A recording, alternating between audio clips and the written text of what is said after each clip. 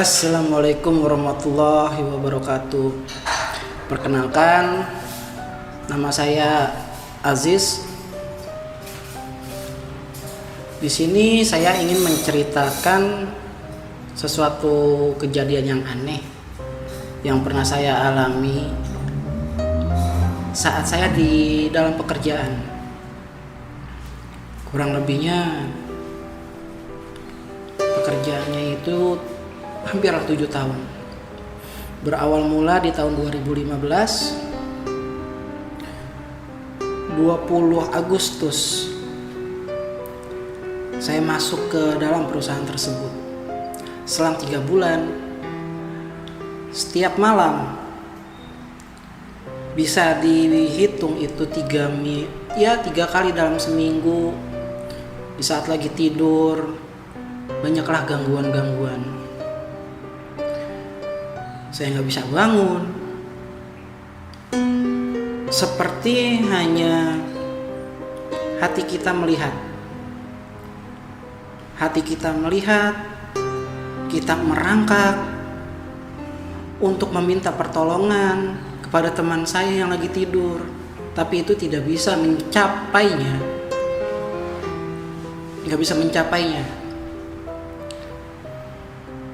Kita teriak pun nggak ada yang dengar.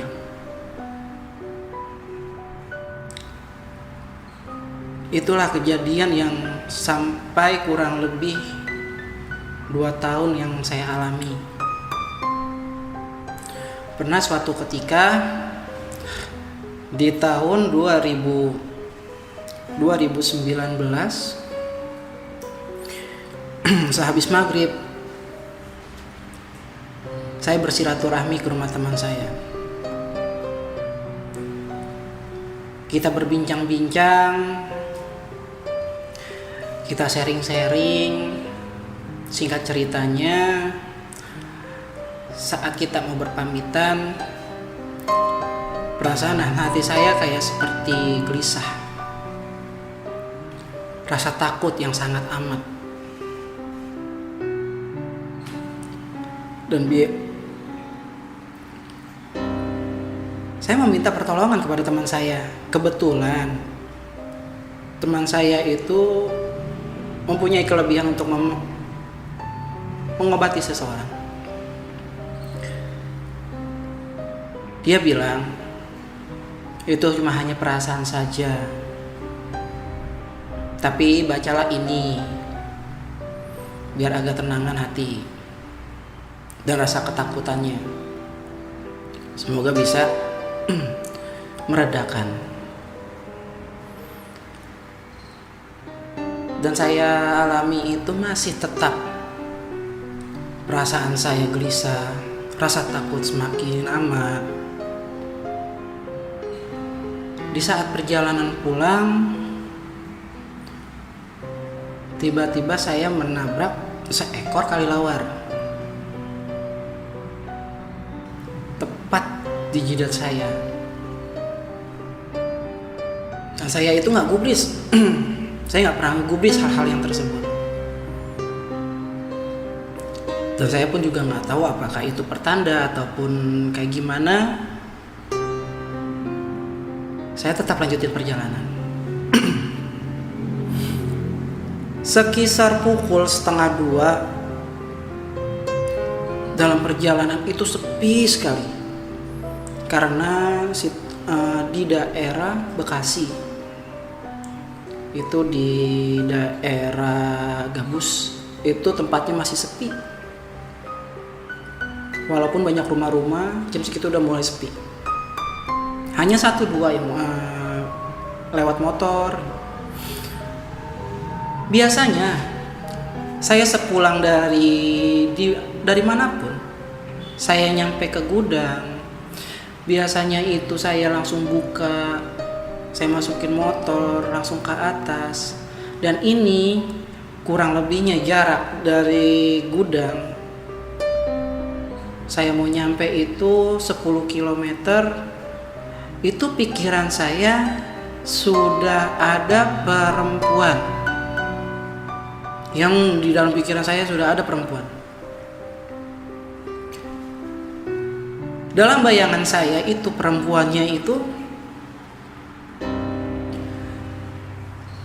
dia berdiri, kepalanya itu menunduk dan rambutnya itu menutupi wajah.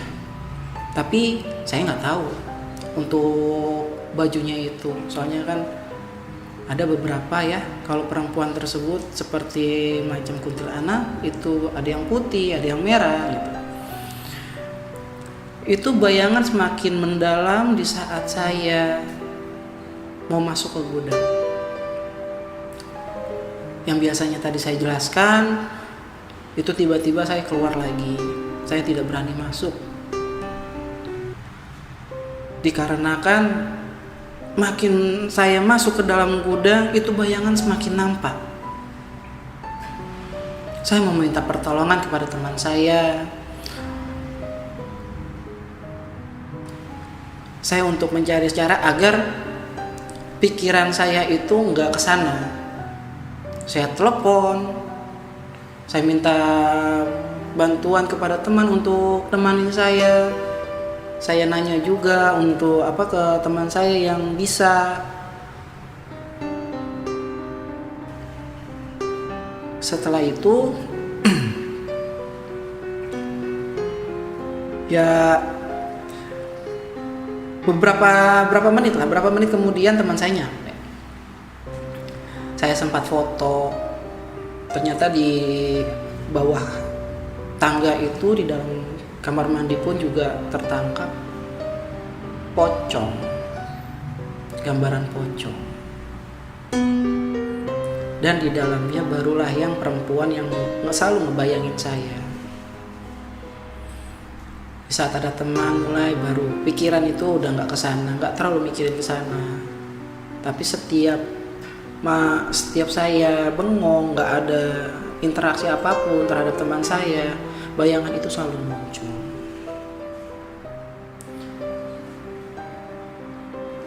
Udah sekian yang bisa saya ceritakan untuk kisah-kisah saya. Kurang lebihnya saya mengucapkan mohon maaf.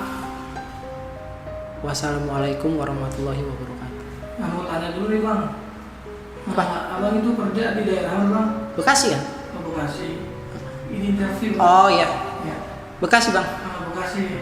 Abang udah kerja berapa tahun di situ Bang? Udah mau hampir 7 tahun Bang. Iya. Nah itu yang abang rasain itu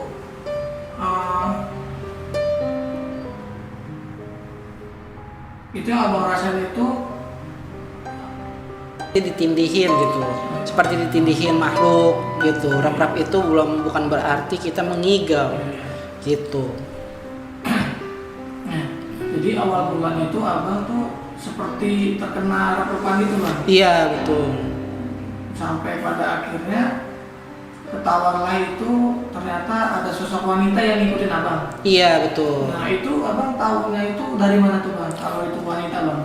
Itu udah terbenak dalam pikiran saya, udah ada gambaran seperti itu gitu. Jadi dia menghantam pikiran saya, jadi setiap saya bengong langsung itu wajahnya muncul gitu. Oh jadi perempuan itu masuk ke batin abang, jadi abang selalu dibayang-bayangi sama perempuan itu Bang? Iya betul. Itu terjadinya pas di malam suro.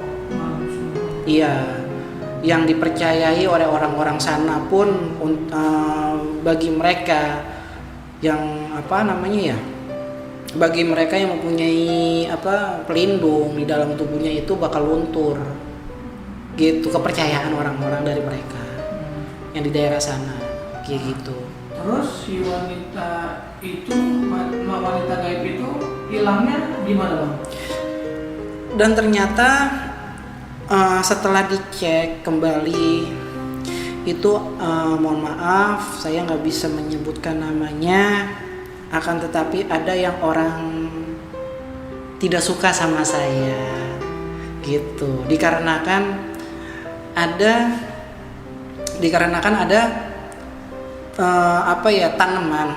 tanaman benda-benda pusaka untuk ngerjain orang seperti itu.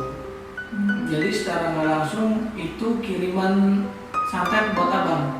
Iya, bisa dibilang seperti itu agar saya nggak betah di dalam pekerjaan tersebut. Betul ya. Iya. Nah, sembuhnya itu bang gimana bang?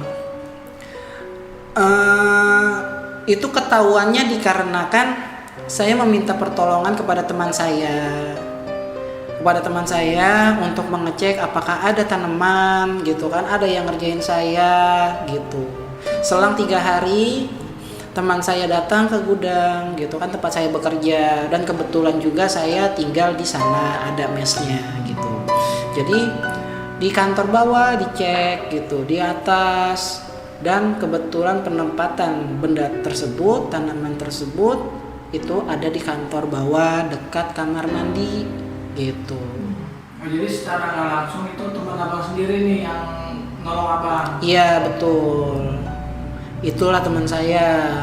Ternyata setelah sudah kayak semacam tirakat segala macamnya itulah gitu, saya kurang paham. Proses untuk penarikan benda tersebut itu rumit. Teman saya mendeteksi adanya di sana. Setelah melakukan ritual, ternyata benda tersebut mental ke belakang gudang. Gitu. Jadi benda itu belum sempat terambil tuh bang jadinya. Bisa terambil, alhamdulillahnya terambil juga, karena di saat mental kita pun juga harus nguber juga gitu, mentalnya di mana, di mananya gitu. Itu bendanya berupa apa tuh bang? Itu kris, sebuah kris panjangnya kurang lebih sekelingking, itu looknya 3 kayak gitu bang. Setelah kejadian abang dikirimin guna-guna tuh, Ya. abang pernah melihat sesuatu gak di dalam pabrik itu bang? Melihat sesuatu itu untuk perempuan ya, kalau perempuan juga, tapi perempuannya itu yang ingin ikut sama saya, ingin berdampingan sama saya. Kebetulan ada yang menggambarkan sesosok wanita seperti putri, berpakaian bak seorang putri lah gitu. Oh jadi ibarat kata tuh abang disukain lah sama penunggu situ berarti ya? Iya, seperti itu kejadiannya, peristiwanya seperti itu. Terus ada lagi bang pengalaman yang dibilang bisnis di waktu semenjak selama abang kerja di situ? Selama bekerja di sana itu yang mistis-mistis seperti itu, seperti sekelebatan itu juga pernah. Jadi juga pernah, ya kita nggak bisa menggambarkannya, tapi kita bisa merasakannya gini. Ruangan kosong itu semua jendela pun dibuka, kipas angin pun nyala. Itu bertepatan di bulan puasa malam. Entah mungkin ada yang datang gitu, entah mungkin kayak orang sana tuh bilangnya didatengin, ditengokin sama nenek-nenek gitu kan, mana sama kakek gitu, sama uyut-uyut gitu kan, pengen nengokin cucu-cucunya kayak gitu. Itu merasa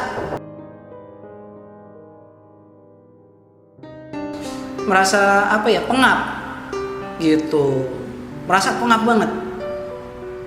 Seluruh isi ruangan itu kayaknya hawanya panas. Padahal yang tadi saya jelaskan itu jendela udah dibuka, kipas angin, posisinya juga malam gitu. Itu hawanya pengap, panas seperti itu bang, kayak gitu bang. Oke. Terima kasih bang udah mau mampir di channel kita. Next selanjutnya kalau ada pengalaman lagi boleh bang cerita di sini. Oke bang, silakan. Ya udah, saya tutup ya untuk untuk saya bercerita pengalaman pribadi saya. Assalamualaikum warahmatullahi wabarakatuh.